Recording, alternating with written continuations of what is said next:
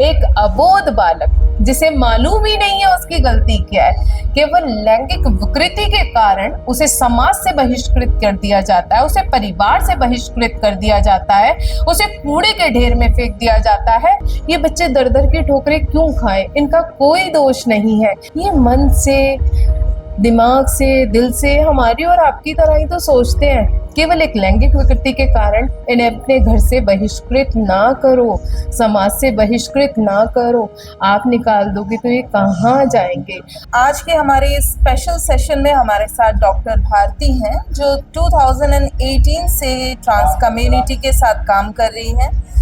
जानते हैं उनसे कैसा रहा उनका एक्सपीरियंस, किस तरह का चैलेंजेस या किस तरह की स्टोरीज उन्होंने थ्रू आउट हर जर्नी उन्होंने एक्सपीरियंस किया। वो trans men and trans women, normal women, इनमें क्या सब प्रॉब्लम्स वो फेस करते हैं। नमस्कार, मेरा नाम डॉक्टर भारती है। मैं आईसी यूनिवर्सिटी में सहायक आचार्य के पद पर कार्यरत हूँ। सबसे पहला क्वेश्चन मैडम की ओर से आया, प्रश्न कहूँ या जिज्ञासा।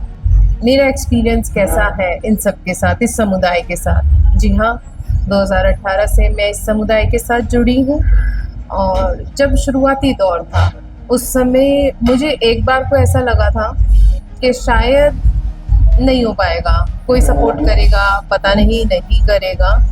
पर मन में हमेशा से क्यूरियोसिटी होती थी कि जो होली, दिवाली, शादियाँ, विशेष अवसर होते हैं तो ये लोग आते हैं फिर कहाँ चले जाते हैं, ये हमें दिखते क्यों नहीं है हमारे घर के आसपास, ये विशेष अवसरों पर ही क्यों दिखते हैं। यही मेरी जिज्ञासाएं थी। मेरे पिताजी जब ये आते थे तो मेरे पिताजी इनकी बहुत रिस्पेक्ट करते थे, तो मन में जिज्ञासा होती थी ये लोग कौन हैं।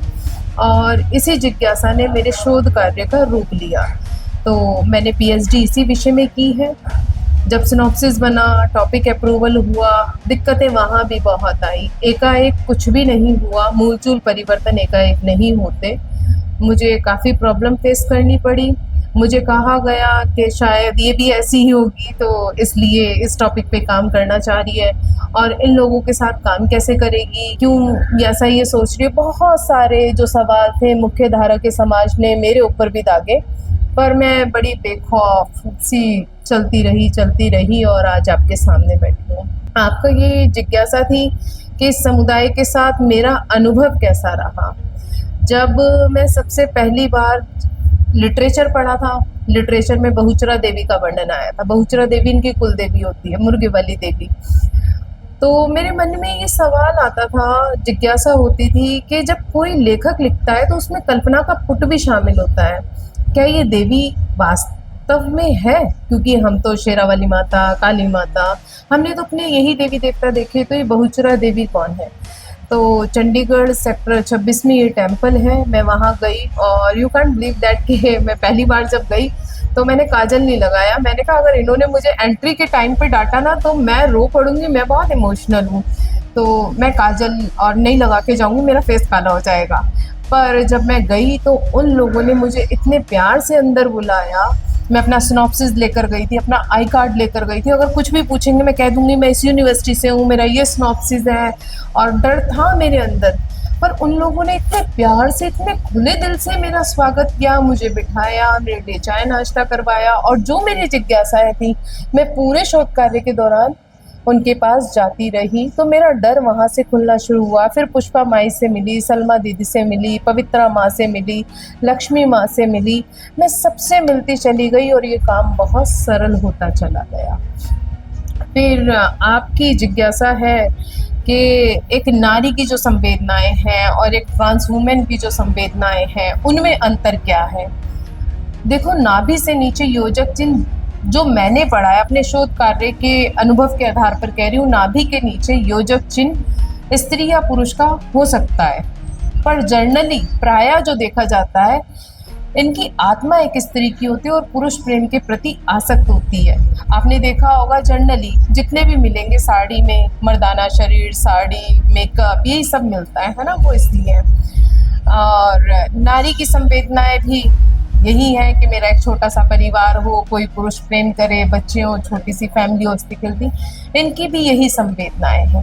पर डिफरेंस कहाँ आता है? वो डिफरेंस ये आता है अगर आप नारी विमर्श की बात करें और किन्नर विमर्श की बात करें जो आज चल रहा है वर्तमान समय में, तो नारी की संवेदनाएं भी हाशिए पर रखी हैं और किन्नरों की संवेदनाएं भी हाशिए पर रखी हैं।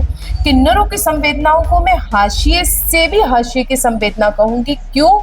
ऐसा मैं इसलिए कह रही हूँ, नारी के ऊपर जितना भी शोषण हुआ हो, शारीरिक, मानसिक, किसी भी प्रकार का शोषण हुआ हो, वो हर परिस्थिति में अपने घर परिवार में ही रही। परिवार वालों का सपोर्ट मिला। पिता ने मार दिया तो माँ ने पुचकार दिया, छोटी बहन ने गले लगा लिया, बड़ी बहन ने गले लगा लिया, भाई ने उसे कुछ दे दिया। वो अपने परिवार के बीच में रही। एक अबोध बालक जिसे मालूम ही नहीं है उसकी गलती क्या है, केवल लैंगिक विकृति के कारण उसे समाज से बहिष्कृत कर दिया जाता है, उसे परिवार से बहिष्कृत कर दिया जाता है, उसे कूड़े के ढेर में फेंक दिया जाता है, उसे किसी किन्नर समुदाय को दे दिया जाता है। उस बच्चे को पता ही नहीं गलती क्या है। ये जो विस्थापन का दंश है ना जनाब, ये और विमर्शों से किन्नर विमर्श को बिल्कुल अलग बनाता है। इसलिए मैं कह रही हूँ ये हाशिए से भी हाशिए की संवेदनाएं हैं। ये बच्चे दर दर की ठोकरें क्यों खाएं? इनका कोई दोष नहीं है। ये मन से, दिमाग से, दिल से हमारी और आपकी तरह ही तो सोचते हैं। केवल एक लैंगिक विकृति के कारण इन्हें अपने घर से बहिष्कृत ना करो, समाज से बहिष्कृत ना करो। आप निकाल दोगे तो ये कहाँ जाएंगे? आज हम विमर्श चला रहे हैं, सरकार पॉलिसीज लेकर आ रही है, ये बच्चे फिर भी सड़कों पर दिख रहे हैं, ये बच्चे फिर भी ताली बजा रहे हैं, ये बच्चे ट्रेन में मांग रहे हैं, फिर गवर्नमेंट एक्ट लेके आ जाती है, 2100 रुपये मांगे, 1100 रुपये मांगे, इससे ज़्यादा पैसे नहीं मांग सकते। भाई क्यों? घर में रहने की जगह आपने और मैंने दी नहीं, शिक्षा के दरवाजे बंद हो गए, पढ़े लिखे ये है नहीं। आज अगर मैं भी चपड़ासी की नौकरी के लिए भी जाऊंगी ना, एग्जाम क्वालिफाइड करना पड़ेगा गवर्नमेंट जॉब के लिए, तो ये बड़ी पोस्ट पे कैसे पहुंचेंगे? इनको रोजगार देगा कौन? इन्हें कोई विशेष अवसर पर तो ये होता है कि आ गए, जल्दी से भला टाल दो, पैसे दे दो, भेज दो। इन्हें अपने घर में बर्तन धोने पर भी कोई रखने के लिए तैयार नहीं होगा। आप और मैं बुद्धिजीवी वर्ग का हिस्सा है ना, तो बच्चा भी एक या दो ही करते हैं। फ्लैट संस्कृति आ गई है, तो इनके पास रोजगार के संसाधन है कहाँ? और लैंगिक विकृति परमात्मा ने दी है, पेट में कोई कमी नहीं छोड़ी, भूख तो लगती है ना, तो ये बच्चे कहाँ जाएंगे?